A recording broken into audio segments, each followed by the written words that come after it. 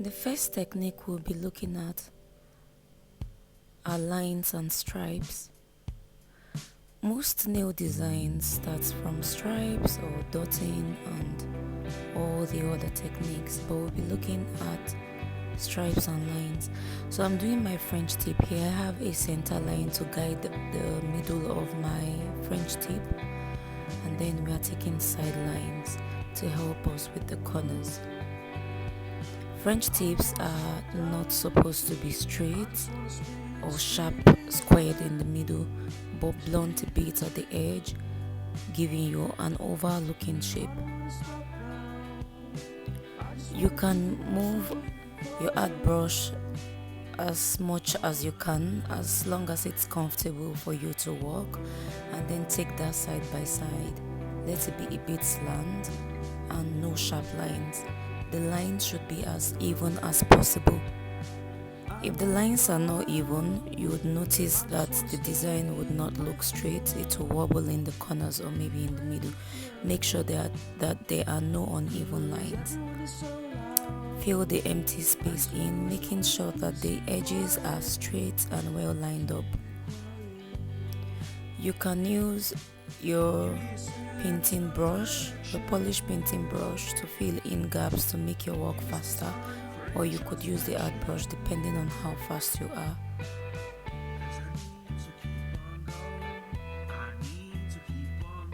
And this is so easy. With time, you would be able to understand how easy it works.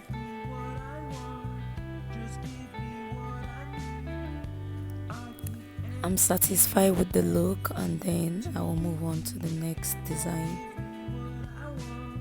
Make sure your brush is smooth. If they are uneven, you would see that it won't work out. You drip too much and it will overflow.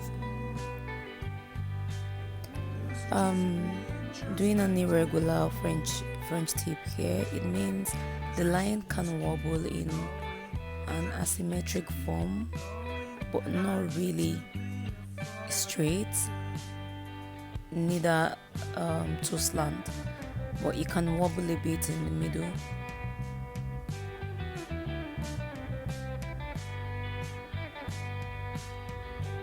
The middle can be uneven as possible. I had decided to make one side slant and then wobble the other corner to give this effect. If not, I could make both of them wobble at a time. It's artistry, so whichever way works faster for you. So we are going with stripes, lines and stripes on this particular finger. I had to incorporate some zigzag lines in between the middle.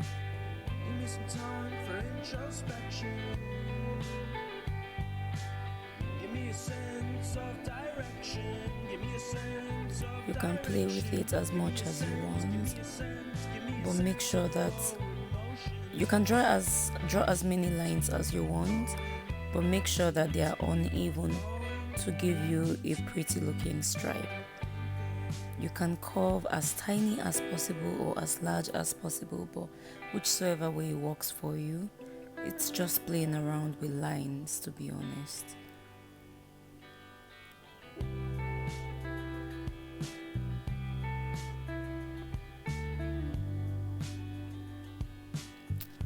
On the last finger, I'm just going to give like an aura looking line. I could airbrush on it if I wanted, or maybe create an aura, but I would leave it plain.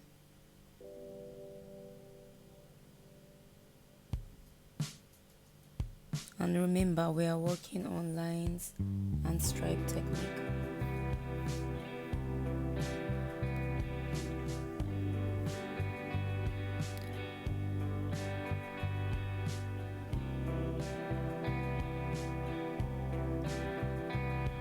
On the thumb, we'll be working with some zebra looking lines. Whether you are doing the zebra effect or whichever way works for you, but You could work in between drawing a stripe then giving it a branch from the other side. The tips can be uneven or equal, but I like to make sure left is going into right and right is going into left to give me that effect. With time and practice, it's definitely going to get better. You can elongate each tape in between each other. It mustn't be vertical, you could mix it both.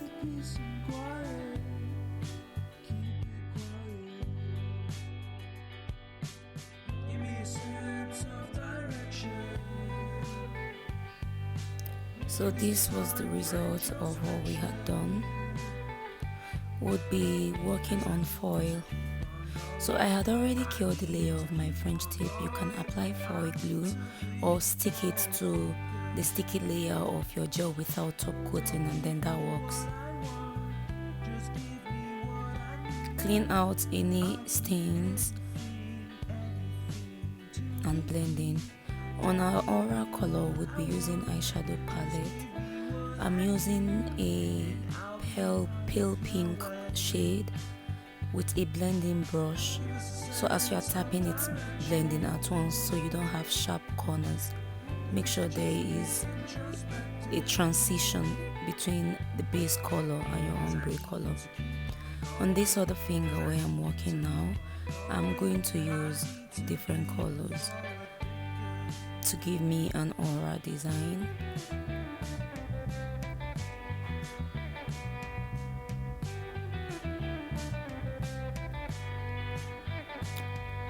Before working this, I had already top coated my nail and wiped out before using my white polish to do my French tips. This is to make sure that I don't have stains on the other part of the nail. This is what it looks like after dusting off. We'll be using our cream base gel palette to do ombre.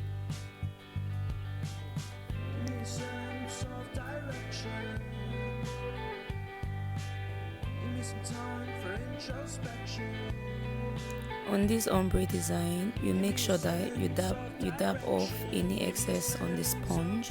We'll be doing sponging and dabbing method. I'm using a cream based palette because polish usually leaves stripe lines and they are usually too watery to work with. This has a solid consistency, so it do not stress or doesn't stress me.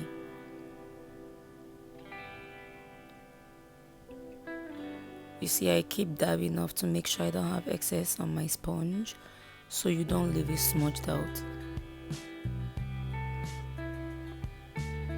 You do this and then you cure for about 60 minutes before top coating, or if you have other design, you can now work on them. While sponging, make sure you do not sponge any other corners. You do not want your ombre. It has a very good radiance.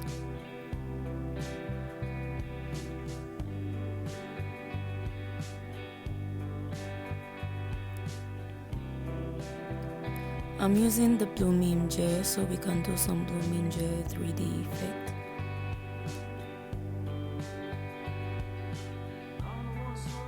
We'll be doing a marble nail.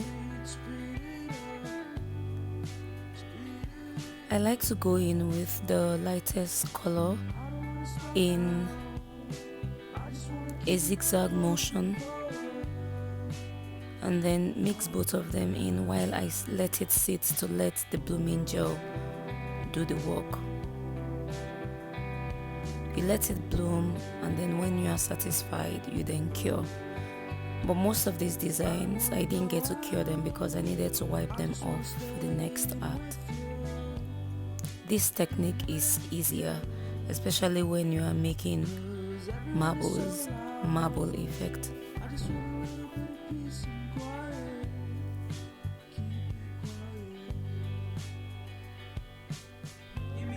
I applied some blooming gel and then we are going with the dotting technique.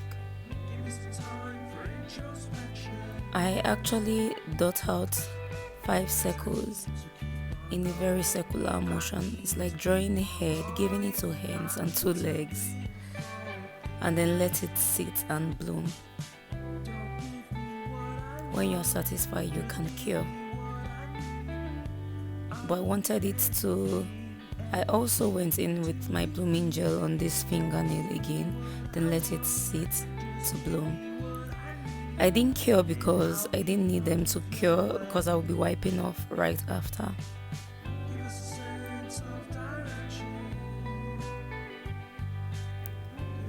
And then this is still a dotting method. You need to apply a blooming gel to let them bloom to give you this effect. If you are satisfied, you can cure, but I wasn't satisfied and I had to let it sit for a long time because I really want them a bit invisible toward the edges to give like a transition in between the base color.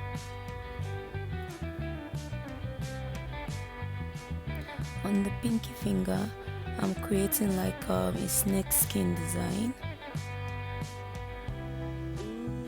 or some people still call it crocodile skin in between, and then I let that bloom for a while to give me the snake skin effect.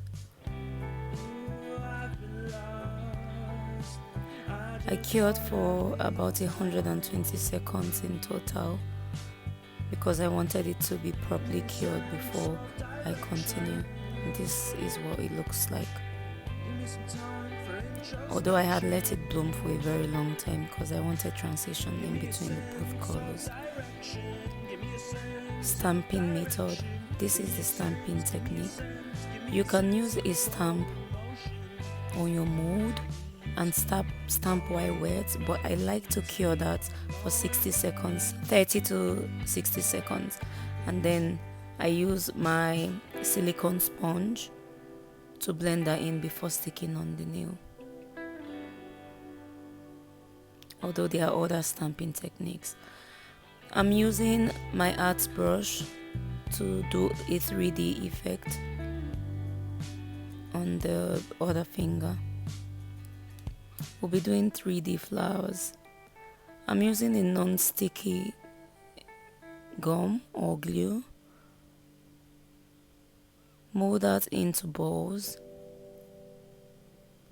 and then place them in a circular motion. I'm blending that from the middle to the tip, making sure it has like a sharper tip. If you were going to make petals and you were satisfied, you can leave them this way, but I wanted them a bit longer.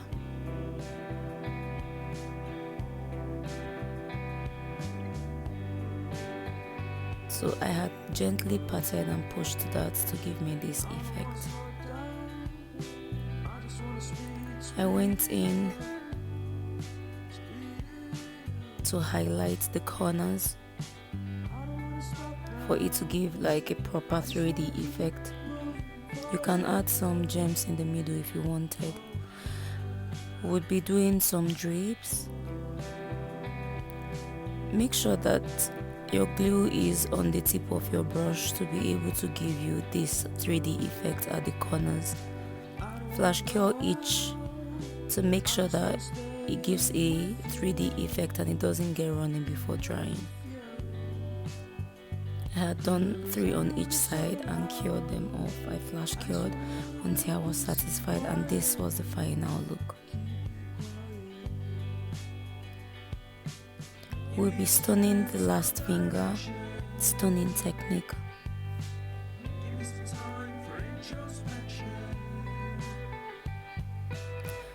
I went in with my nail glue. You can use rhinestone glue or foil glue to get this effect. You stick your stones or gems how you want them simultaneously, and then you flash cure before you top coat. And this was the design we were able to come up with. We'll be doing an encapsulation method and technique here. After placing my stones. You can use flowers or whichsoever design you'd want to do for your encapsulation, and then you go in with your deep color down before sealing off with your clear.